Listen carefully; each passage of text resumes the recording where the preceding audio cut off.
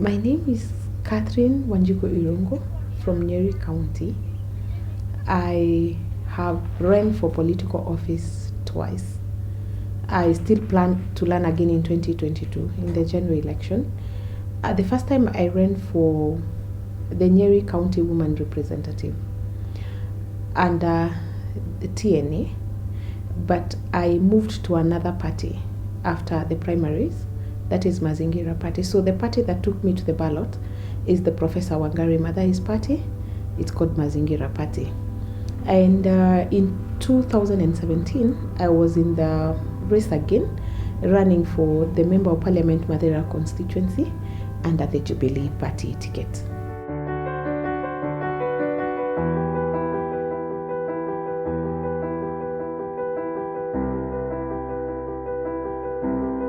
I would say the general atmosphere, generally I would say we have a long way to go.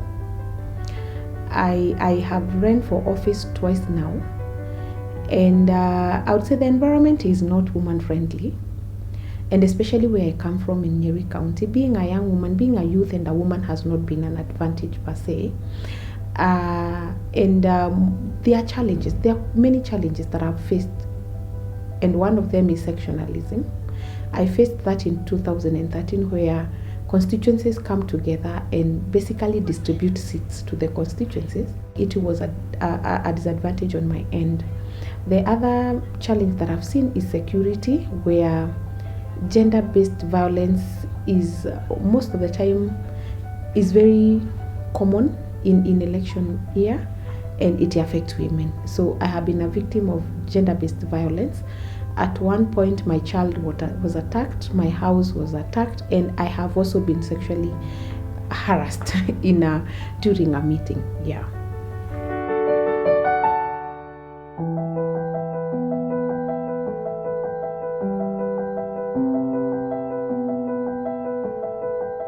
I have been in leadership since I was in university. For example, I was in the university leadership in the cabinet. After university, I joined the presidential campaigns of that time, that is during the Mwai Kibaki second re-election. And that is how I got an interest in working with the community. I would not say it started as politics initially. I just wanted to go and become a problem solver, connect with the people in the villages where I come from.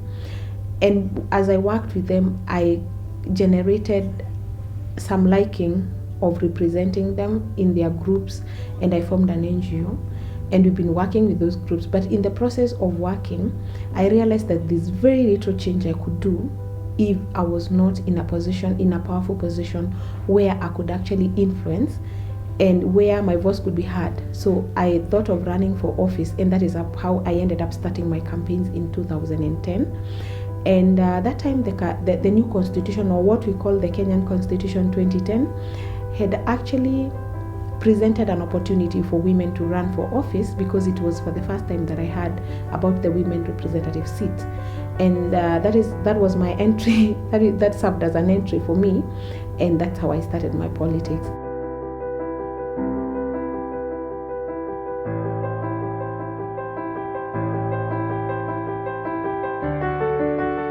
Right now, I'm engaged in mobilizing the community and reminding them that I'm still around, because they tend to forget very fast.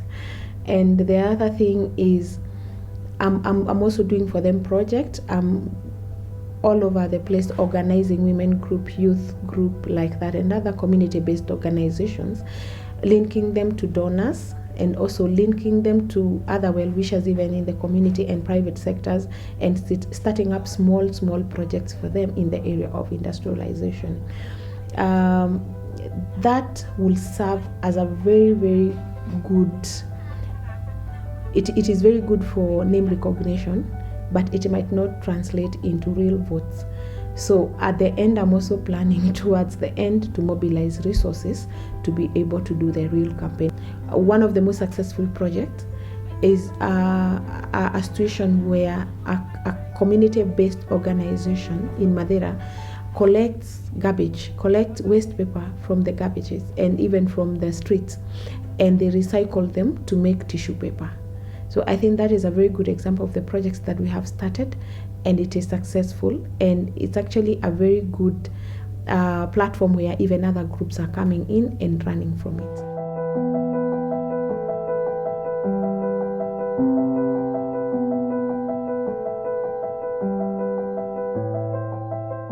It's not very easy to wear all those hats. The hat of a mother, a politician, a Christian, an auntie.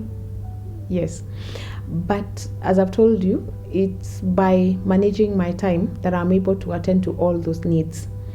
But when I go home, I'm no longer Kathy the politician, I'm Kathy the mother.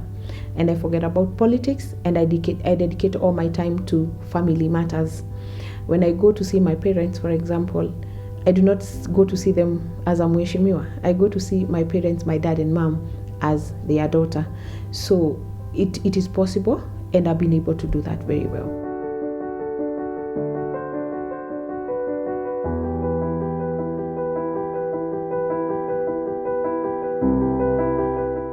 Ignoring the 2/3 gender rule is not fair, not just to women, but to the country at large. And we are not doing justice to our women. We are not doing justice to Kenya as a country. I was very surprised to see that even in our cabinet positions, we don't meet the 2/3 gender rule. It has been ignored. It has also been ignored in Parliament. But if you ask me, my honest opinion is that women should fight out. Women should fight out. More and more women need to run for office, because that is the only way. If we continue waiting for appointments, if we continue waiting for nominations, because we have quite a number of women who have gone through that, and they have been nominated either to Parliament or to Senate.